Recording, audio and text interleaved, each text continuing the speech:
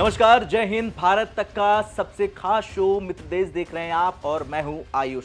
एक समय था जब भारत, रूस और चीन तीनों मिलकर एशिया का भविष्य तय करने का सपना कर रहे थे, सपना देख रहे थे। 1990 के दशक के अंत में आरआईसी यानी कि रशिया, इंडिया, चाइना त्रिकोणीय समूह बन गया और कई बार इस ग्रुप को पश्चिमी दुनिया के मुकाबले एक संभावित एंटी वेस्ट गठबंधन के तौर पर देखा जाने लगा। लेकिन आज 2025 में सवाल उठता है कि क्या आरआईसी अभी भी जिंदा है? क्या भारत, रूस और चीन मिलकर किसी बड़े वैश्विक गठबंधन की ओर आगे बढ़ सकते हैं, या फिर चीन की चालबाजी और रूस की मजबूरियां इस दोस्ती की दीवार बन चुकी है? इतना ही नहीं, सवाल यह भी है कि भारत रूस की दोस्ती कैसे कर रही है पश्चिमी देशों का हाल बेहाल, और रूस के कहने पर क्या भारत चीन के साथ खड़ा होगा? क्या चीन और भारत एक टेबल पर साथ बैठेंगे जब चीन पाकिस्तान को PL-15 मिसाइल जैसे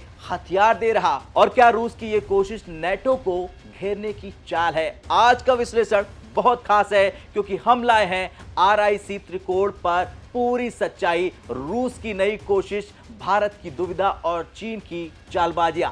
सब कुछ जानेंगे विस्तार से। सबसे पहले जान लेते हैं कि आरआईसी गठबंधन की शुरुआत और ये क्यों बना त्रिकोण। दरअसल साल 1998 था, भारत ने परमाणु परीक्षण किया। चीन पहले से ही एक उभरती हुई महाशक्ति था और रूस सोवियत यूनियन के टूटने के बाद नई भूमिका तलाश रहा था। इसी समय एक रूसी रणनीतिकार ने प्रस्ताव रखा, इंडिया, रशिया और चाइना का एक त्रिकोणीय रणनीतिक गठबंधन। यह एक स्ट्रेटेजिक डायलॉग प्लेटफॉर्म था जिसकी पहली मीटिंग हुई थी सेंट पीटर्सबर्ग में, जहां भारत, चीन के राष्ट्रपति और रूस के भी राष्ट्रपति साथ नजर आए। उस मीटिंग को आज भी ब्रिक्स की नींव माना जाता है। आज जब ब्रिक्स एक ग्लोबल ब्लॉक बन चुका है, उसमें भी सबसे मजबूत 3 पिलर यही है, इंडिया, रूस और चाइना। लेकिन गुरु खेल पलट चुका है।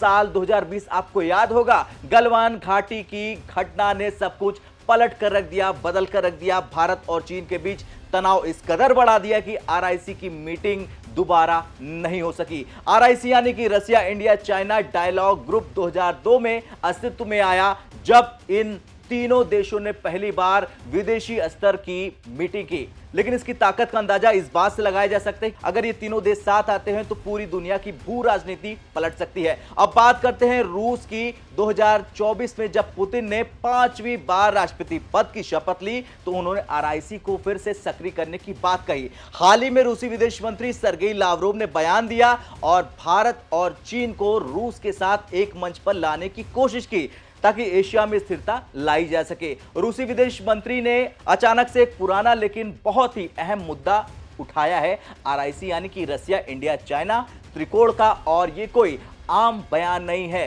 रूस ने खुलेआम कहा है कि क्यों ना आरआईसी ग्रुप को फिर से जिंदा किया जाए, जिसे 2020 के बाद से ठंडे बस्ते में डाल दिया गया है। अब रूस के लिए आरआईसी 2 कारणों से बहुत जरूरी है और ये रूस चाहता है कि उसे लागू कर दिया जाए। पहला है रूस की पश्चिम से दूरी, यानी यूक्रेन युद्ध के बाद नेटो देशों से उसका टकराव बढ़ चुका है, और दूसरा है रूस एशिया में खुद को एक बैलेंसिंग पावर के रूप में प्रस्तुत करना चाहता है, जो भारत और चीन दोनों से अच्छे संबंध रखता है।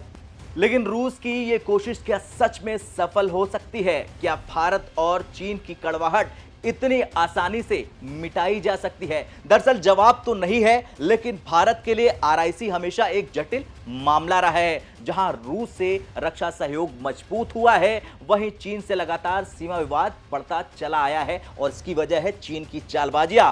और अब भारत अमेरिका और क्वाड का अहम सदस्य बन चुका है। भारत की रणनीति रही है स्ट्रेटेजिक ऑटोनॉमी, यानी किसी ब्लॉक में बंधे बिना सबके साथ सबके हितों के अनुसार संबंध बनाना। लेकिन चीन की हरकतें भारत को आरआईसी में सक्रिय भूमिका निभाने से रोकती हैं, क्योंकि भारत के लिए चीन के साथ एक मंच पर बैठना तो संभव है, लेकिन भरोसे के साथ कोई साझेदारी करना लगभग नामुमकिन है, विशेषकर गलवान के बाद। अब आते हैं आरआईसी के सबसे जटिल कोने पर, यानी चीन। बीजिंग लगातार खुद को मध्य एशिया का नेता साबित करने की कोशिश करता रहा है, लेकिन भारत और रूस दोनों को चीन की मंशाओं पर संदेह है। चीन की विदेश नीति विस्तारवादी रही है, वो रूस के संसाधनों का फायदा उठाना चाहता है और भारत को एशिया में एक प्रतियोगी मानता है।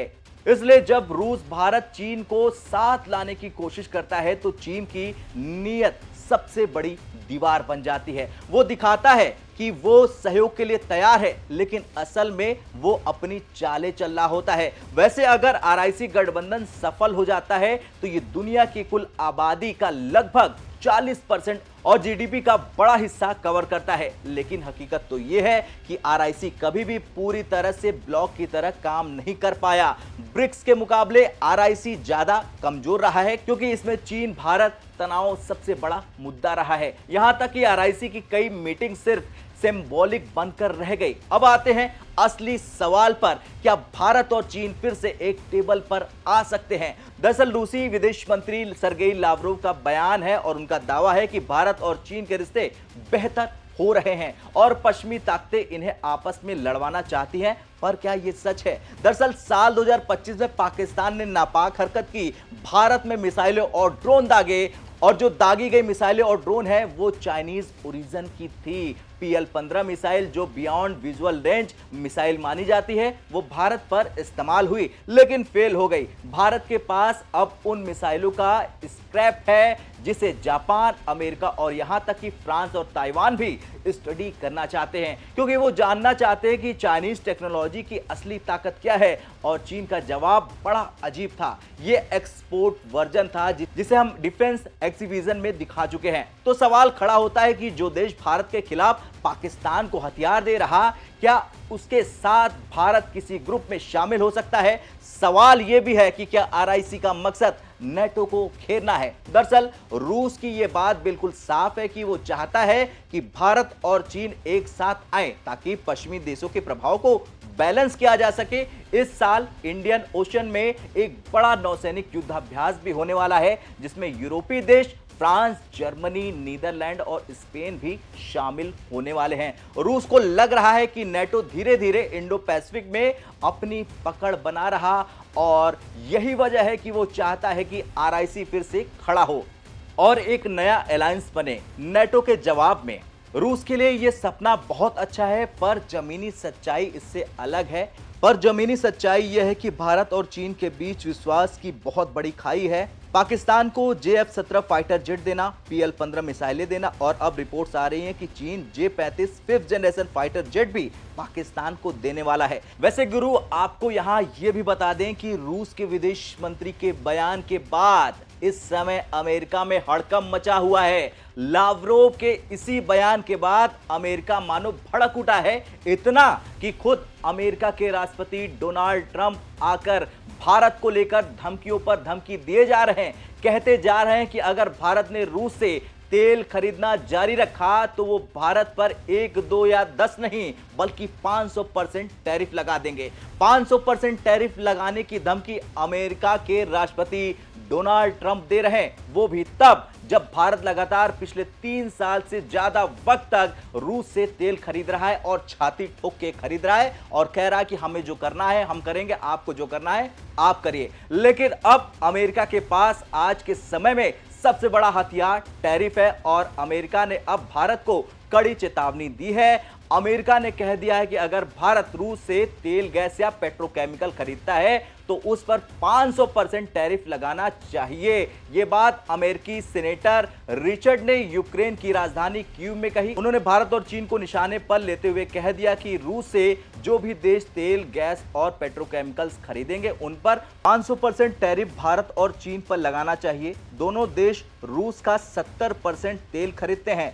हालांकि यह अमेरिका की दोगली नीति है। यह दोगली नीति इसलिए है क्योंकि अमेरिका ने अभी हाल ही में भारत के खिलाफ जब पाकिस्तान ने हरकत की तो पाकिस्तान का साथ देने वाले तुर्की को भी अमेरिका ने मिसाइलें और दूसरे हथियार बेचे। तब अमेरिका भूल गया था कि क्या होता है दोस्ती। तब अमेरिका भूल गया था कि किस तरह से वो भारत को एक पार्टनर के तौर पर देखता है। यह अमेरिका की दोगली नीति का सबसे बड़ा उदाहरण है और यही वजह है कि पूरा भारत अमेरिका पर कभी भी कोई विश्वास नहीं करता। अमेरिका के सांसद रूस पर दबाव बनाने के लिए नया बिल लाने के लिए तैयार है। इसमें रूस से तेल, गैस, यूरेनियम खरीदने वाले देशों पर 500% टैरिफ की बात कही गई है। अमेरिका के सीनेटर चाहे जो बयान दे दे, लेकिन वो इतना भूल रहे हैं कि भारत जिस तेल को खरीदता है वो यूरोप और पश्चिमी देश भी उसी तेल को भारत से खरीदते हैं, यानी कि खेल बहुत बड़ा है।